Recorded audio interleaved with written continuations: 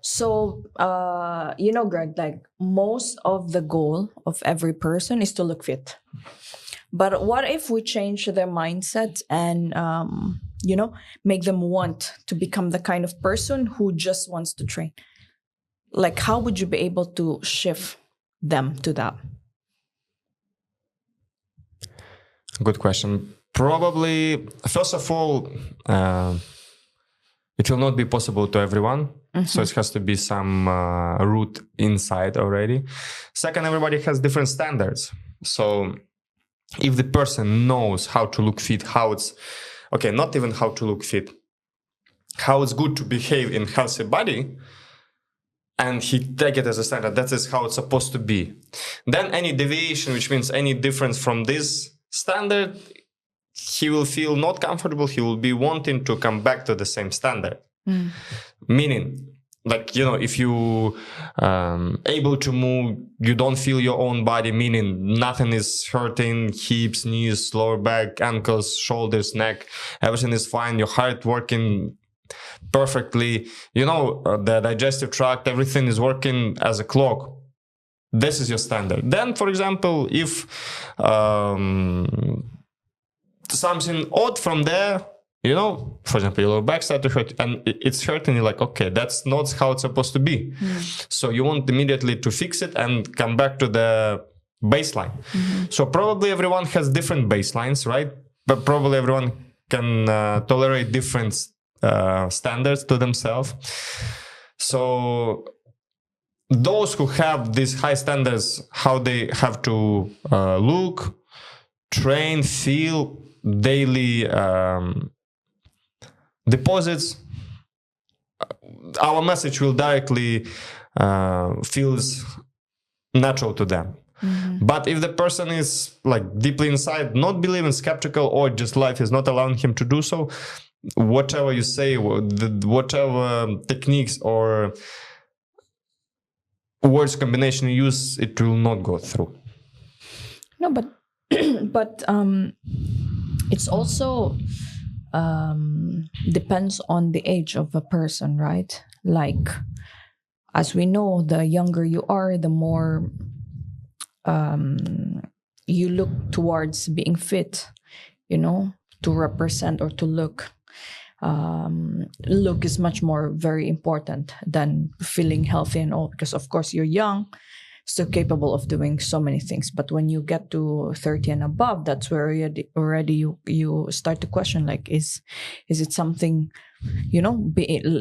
looking fit only is the main goal, but rather than like the inner outcome, like the inner, let's say, changes is much more important, right, than that. And at the same time, as we already notice, most of the members that we have here that could train like 5 times a week or 4 more than that are those who already much older. Young generation still would not be able to commit such, let's say,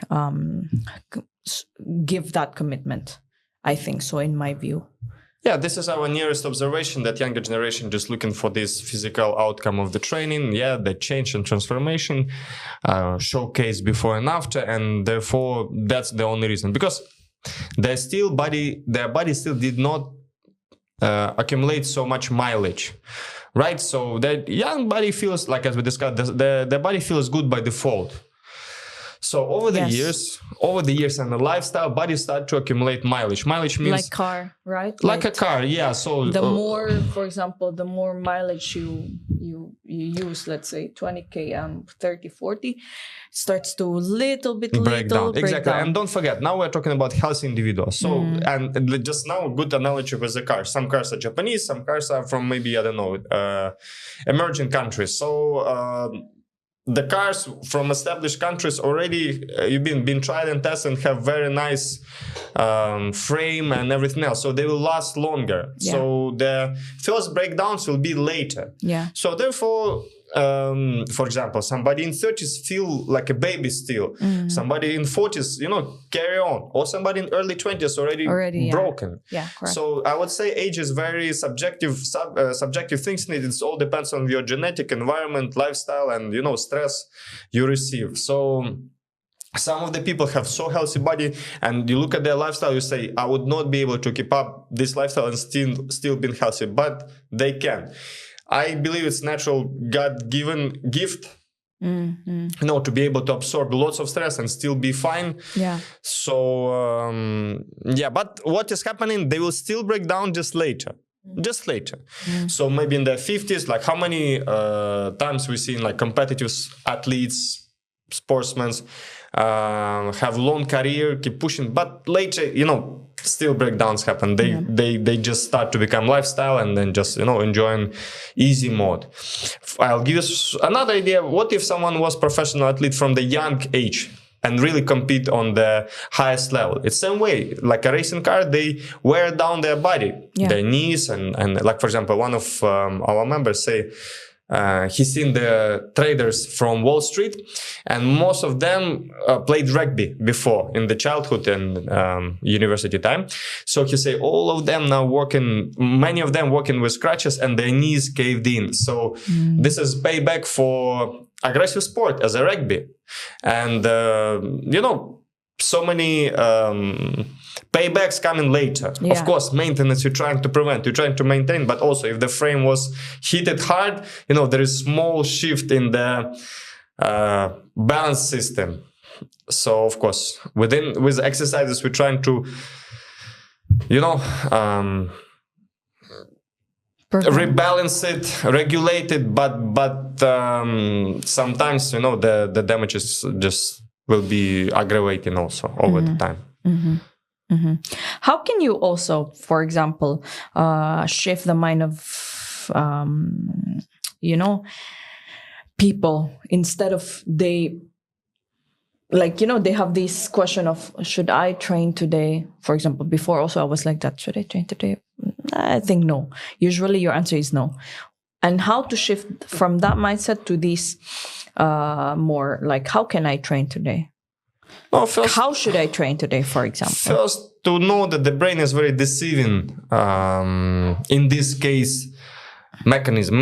Brain is meant for saving energy. Okay, so you feel, should I train today? Your nervous system, let's imagine, completely tired. What will happen is probably you'll need more time to ramp yourself up. It can be like, for example, let's say you come, you sleepy, you under-recovered, you dead. Okay, start jogging. 1 kilometer, 1.5, 2. Slowly the blood flow will increase. Yes, intensity of the training will be low today.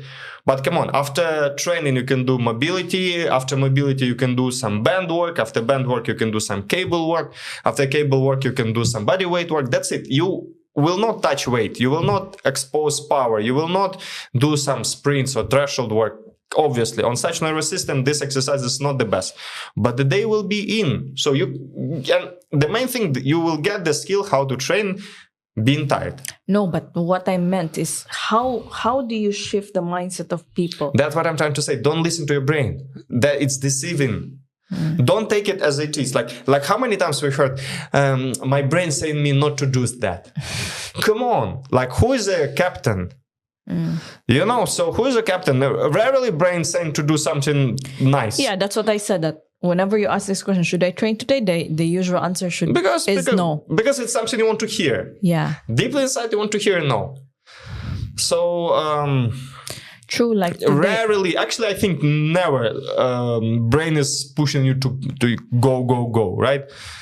So that's happened. That's why we're saying you need to train consistently, means daily. So it's not about will be of the willpower, to be just of inertia. Like okay, I'm sleeping, but it's okay. I'm just as a will just do what I used to do. That's it. So you get the skill of training itself.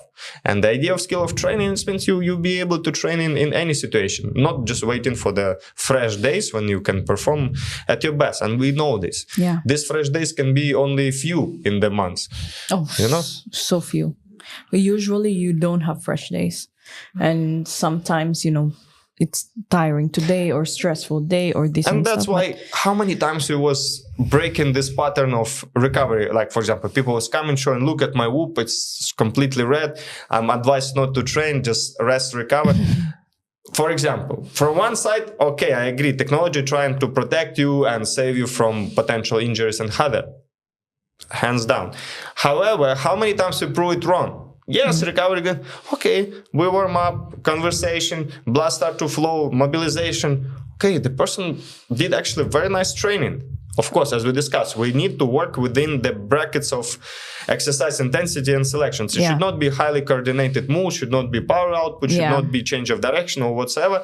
Yes, it's big chance to get injured. But if the movements are linear, if the task of conditioning is very general, let's say very mild, so why not? Why not? It's all about smart programming, I think so. It's like if, adapting. Yeah. If, for example, one member come to you and say, you know, I sleep only for 4 hours last night. Yeah. Like, how would you do the program?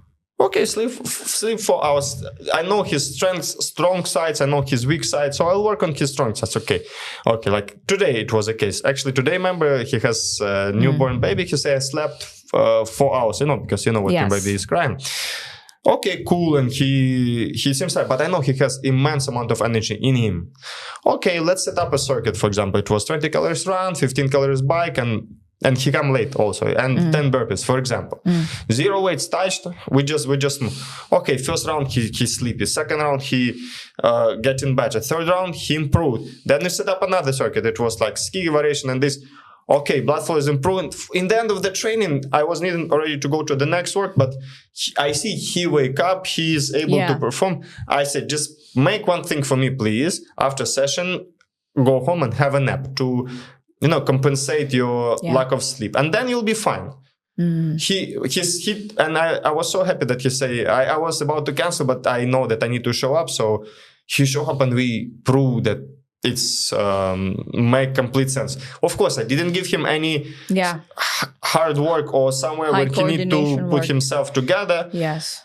But we nailed the training. So so many times I have the same examples, how to get around this. Correct.